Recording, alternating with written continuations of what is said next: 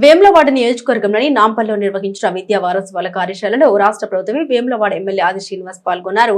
ప్రజాపాలన ప్రగతి ప్రణాళికలో భాగంగా గ్రామ సర్పంచులు మున్సిపల్ కౌన్సిలర్లకు నిర్వహించిన ఈ కార్యక్రమాన్ని జ్యోతి ప్రజ్వలన చేసి ప్రారంభించారు. విద్యార్థుల సాంస్కృతిక నృత్యాలు ఎంతగానో ఆకట్టుకున్నాయి. ఈ సందర్భంగా ఆది శ్రీనివాస్ మాట్లాడారు. ప్రభుత్వ పాఠశాలల్ని బలోపేతం చేసేందుకు సీఎం రేవంత్ రెడ్డి నాయకత్వంలో నాణ్యమైన విద్య, డిజిటల్ సదుపాయాలు, మౌలిక వస్తువుల అభివృద్ధిపై ప్రభుత్వం ప్రత్యేక దృష్టి పెట్టిందన్నారు. ప్రతి నియోజకవర్గంలో యంగ్ ఇండియా ఇంటిగ్రేటెడ్ స్కూళ్లు, తెలంగాణ పబ్లిక్ స్కూల్ ఏర్పాటు చేస్తున్నట్టు తెలిపారు. ప్రభుత్వ పాఠశాలలో ఉచిత విద్యుత్, ఇంటర్నెట్, యూనిఫామ్, పాఠ్య పుస్తకాలు అందిస్తున్నామని, వచ్చే విద్యా సంవత్సరం నుండి మధ్యాహ్న భోజనంతో పాటు అల్పాహారం కూడా అందించనున్నట్టు తెలిపారు. ప్రజాప్రతినిధులు తరచూ పాఠశాల సందర్శించి విద్యార్థులు, ఉపాధ్యాయుల అవసరాలు తెలుసుకోవాలని సూచించారు. ఈ కార్యక్రమంలో DEO Jaganmohan Reddy, municipal chairman Pulkam Raju, market committee chairman Rondi Raju, vice చైర్మన్లు తాళ్లపల్లి ప్రభాకర్, బొజ్జ మల్లేశం, కోనరావుపేట సర్పంచుల ఫోరం అధ్యక్షులు బోయిని దేవరాజు తదితరులు పాల్గొన్నారు.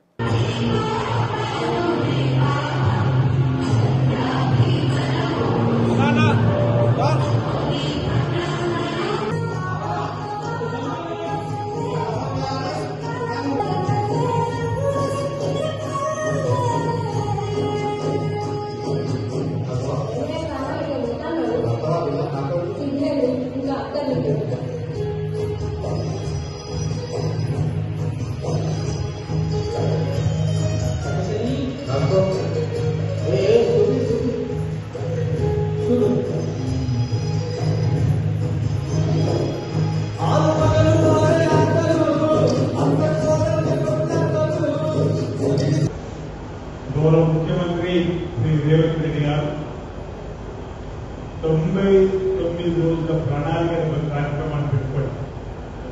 99 డేస్ యాక్షన్ అనే కార్యక్రమంలో ప్రతి వారం ఒక శాఖకు సంబంధించినటువంటి అంశాన్ని ప్రజలలోకి తీసుకుని వెళ్ళాలని ప్రజా పాలనలో ప్రగతి ప్రణాళిక అనేటువంటి పేరు పెట్టుకున్న సందర్భంలో నిన్నటి నుంచి 2 రోజులుగా విద్యా వారోత్సవం జరుగుతున్న క్రమంలో గౌరవ సర్పంచ్ సోదరులు కూడా విద్య పట్ల ఒక అవగాహన పెంపొందించడంతో పాటు సర్పంచులకు, కౌన్సిలర్లకు విద్యతో ఉన్నటువంటి అనుబంధాన్ని చెప్పేటువంటి కార్యక్రమాన్ని ఈరోజు సెమినార్ రూపంలో ఏర్పాటు చేస్తున్నాం. 2500 మంది పిల్లలు చదువుకునే విధంగా ఇచ్చిన క్రమంలో మనకు వచ్చింది. అంతేకాదు ఈరోజు హైదరాబాద్ పబ్లిక్ స్కూల్స్ అనే డిమాండ్ మీకు తెలుసు, ఢిల్లీ పబ్లిక్ స్కూల్ కూడా డిమాండ్. అదేవిధంగా ఎందుకు మన తెలంగాణ పబ్లిక్ స్కూల్స్ ఉండకూడదని చెప్పని ఈరోజు ప్రజలకు ఒక కార్యక్రమం చేస్తున్నాడు.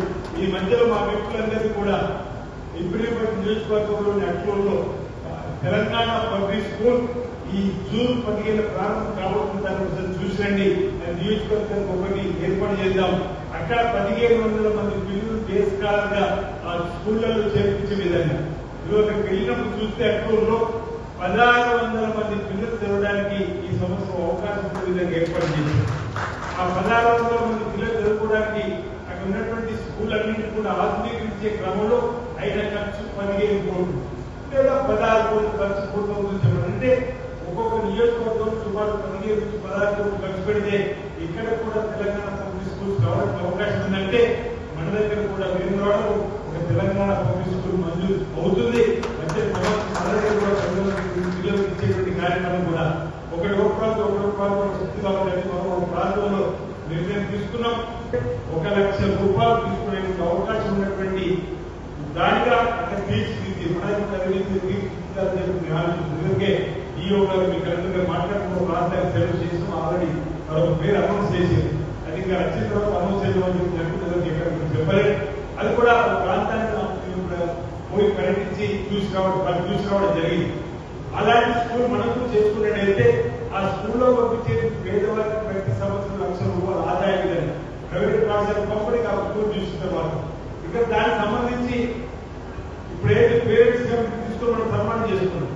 దానికి కూడా ఇప్పుడు అట్లూరులో పేరెంట్స్ కమిటీ అవన్నీ నిర్మాణం చేసుకుంటుంది. పేరెంట్స్ కమిటీ బస్సులు, ఆ పేరెంట్స్ కమిటీ ఉన్న వాళ్ళే బస్సులు కొనుగోలు చేసుకోవాలి. ఆ పేరెంట్స్ కమిటీ ఉన్న వాళ్ళే ఆ బస్సులు తిప్పాలి.